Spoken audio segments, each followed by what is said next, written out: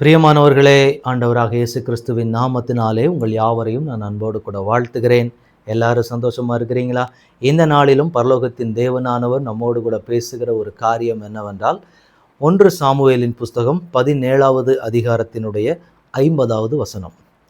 இவ்விதமாக தாவீது ஒரு கவணினாலும் ஒரு கல்லினாலும் பெலிஸ்தனை மேற்கொண்டு அவனை மடங்கடித்து அவனை கொன்று போட்டான். தாவீதின் கையில் பட்டயம் இல்லாதிருந்தது. எனக்கு அன்பான தேவனுடைய பிள்ளைகளை, இந்த இடத்துல சொல்லப்படுகிற வார்த்தையை பார்க்கும்போது இந்த சம்பவம் நம்ம எல்லாருக்குமே தெரிந்த ஒன்று. தாவீது கோலியாத்தினுடைய சம்பவம், ஏலா பள்ளத்தாக்கிலே நடக்கிறதான ஒரு காரியம். பெலிஸ்தீனுடைய ஆட்டங்கள் ரொம்ப தீவிரமாய் போய்கொண்டிருந்த ஒரு நேரத்தில் ஒரு சிறு பையனாகிய தாவீது அந்த இடத்துல வந்து, நான் அவனை முறியடிப்பேன் அப்படின்னு சொல்லி முறியடித்த ஒரு சம்பவத்தை தான் இந்த இடத்துல நாம் வாசிக்கிறோம். என்ன நடக்குது அப்படின்னா, அவன் ஒரு மகாபெரிய ராட்சதனாக இருந்தான்.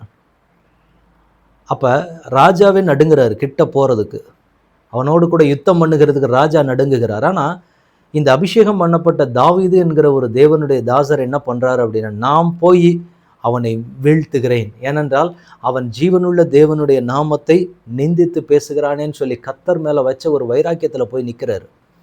நிற்கும்போது அந்த இடத்துல என்ன நடக்குது அப்படின்னு பார்த்தீங்கன்னா, இவ்விதமாக ஒரு கவணினாலும் கல்லினாலும் பெலிஸ்தனை மேற்கொண்டு. அப்போ இந்த இடத்துல பார்த்தீங்கன்னா, தாவீதோட கையில் இருந்தது எல்லாமே என்ன அப்படின்னு பார்த்தீங்கன்னா, ஒரு கவனும் ஒரு கல்லும் தான். அதை வைத்து ஒரு பெலிஸ்தனை அவர் முறியடித்தார். அதுக்கடுத்த கடைசியாக சொல்லப்பட்டிருக்கிறது, தாவீதின் கையில் பட்டயம் இல்லாது இருந்தது. ஒரு பட்டயம் இல்லாத ஒரு யுத்தத்தை பார்க்க முடியுமாங்க? எவ்வளவு பெரிய ஆள், ஒரு ராட்சதன். இவரோ ஒரு சிறு பிள்ளையாக இருக்கிறார். அப்போ அப்படிப்பட்ட ஒரு ஆள் முன்னாடி போய் நிற்கிறாரு. என்ன நடக்குது அப்படின்னா, ஒரு கவனினாலும் ஒரு கல்லினாலும் அந்த மனிதர் முறியடிக்கப்பட்டு கொல்லப்படுகிறதை நாம் பார்க்கிறோம். எனக்கு அன்பான தேவனுடைய பிள்ளைகளை, இன்றைக்கு நம்மளும் நிறைய நேரங்களில் என்ன நினச்சிட்டு இருக்கிறோம் அப்படின்னா, நம்ம கையில் தேவன் அதிகாரத்தை கொடுத்திருக்கிறார் நம்ம சூழ்நிலைகளை புரட்டுவதற்கு. நமக்கு விரோதமாக எத்தனை கோலியாத்துகள் கூவி கொண்டு இருக்கிறாங்களோ, எதிர்த்து நிற்கிற கோலியாத்துகளை முறியடிக்கிறதற்கு ஆண்டவர் நமக்கு என்ன பண்ணிருக்கிறார் அப்படின்னா, கையில் அதிகாரத்தை கொடுத்திருக்கிறார். ஆனால் நம்ம என்ன நினைக்கிறோம் அப்படின்னா, நிறைய நேரங்களில் சில கோலியாத்துகளை முறியடிக்கிறதுக்கு நமக்கு ஒரு ஸ்தானங்கள் வேணும், நமக்கு இதெல்லாம் இருந்தால் மட்டும்தான் நம்ம வந்து சில காரியங்களை பண்ண முடியும் அப்படிங்கிற ஒரு நினைப்புக்குள்ளே நம்ம இருக்கிறோம்.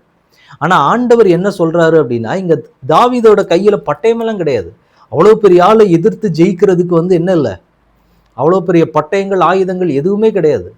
ஆனால் இங்கே என்ன நடக்குது அப்படின்னா, இவர் அவரை மேற்கொண்டார்.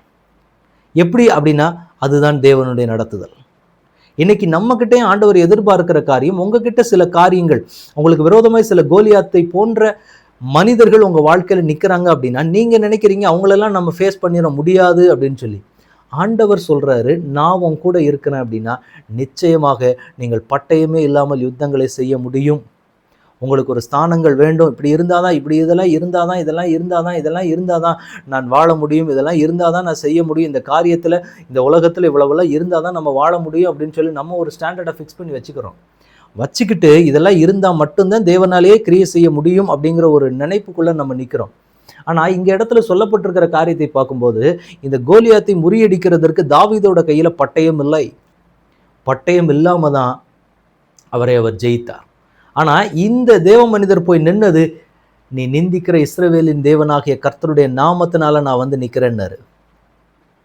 அவ்வளோதான், அந்த ஒரே ஒரு வார்த்தை தான் வச்சுட்டு தான் கையில் என்ன இருந்ததோ அதை வைத்து தான் அவர் அந்த யுத்தத்தை மேற்கொண்டார்.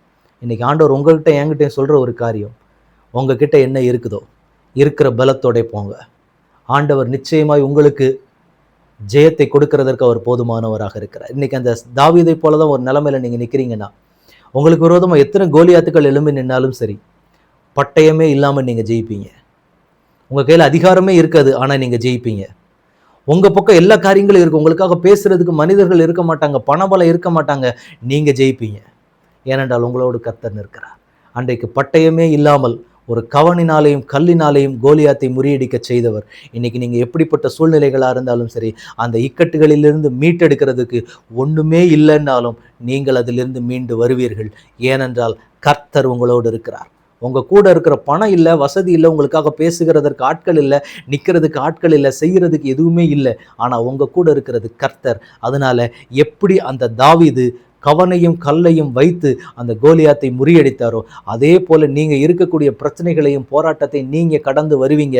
உங்களுக்கு எதுவுமே இல்லைன்னாலும் உங்கள் கூட கர்த்தர் இருக்கிறதுனால கண்டிப்பாக அதை ஜெயித்து மீண்டு வருவீர்கள் என்று ஆண்டவர் இந்த நாளிலே உங்களுக்கு வாக்கு கொடுக்கிறார். நாம் செபிக்கலாம். தகப்பனே, உடைய கரத்தில் ஒப்பு கொடுக்கிறோம். தேவனாகிய கர்த்தர் இந்த நாளில் பேசின வார்த்தையின்படி அன்றைக்கு தாவீது எப்படி ஒரு கவனையும் கல்லையும் கொண்டு அந்த கோலியாத்தை முறியடித்து பட்டயமே இல்லாமல் அந்த யுத்தத்திலே ஜெயம் எடுத்தாரோ, அதே போல் எங்களுக்கு இன்றைக்கு ஆள்பலம் பணபலமோ எந்த சப்போர்ட்டுமே எங்களுக்கு இல்லை ஆண்டவரே. ஆனாலும் எங்கள் தேவன் எங்களை பலப்படுத்துகிறதற்கு நீர் போதுமானவராக இருக்கிறீர். இந்த சூழ்நிலைகளை மேற்கொள்ள கிருபை கொடுக்கிறதற்கு நீர் போதுமானவராக இருக்கிறீர் என்ற ஒரு விசுவாசத்தோடு நாங்கள் எங்களுடைய காரியங்களை துவங்குகிறோம். கர்த்தர் எங்களுக்கு ஜெயம் கொடுக்கிற தேவன் எங்களோடு கூட வாங்கப்பா. உங்கள் கரத்தில் ஒப்பு கொடுக்கிறோம். ஆளுகை செய்ய வழி நடத்துங்க. இயேசு கிறிஸ்துவின் நாமத்தில் ஜெபம் கேளும் எங்கள் நல்ல பிதாவே.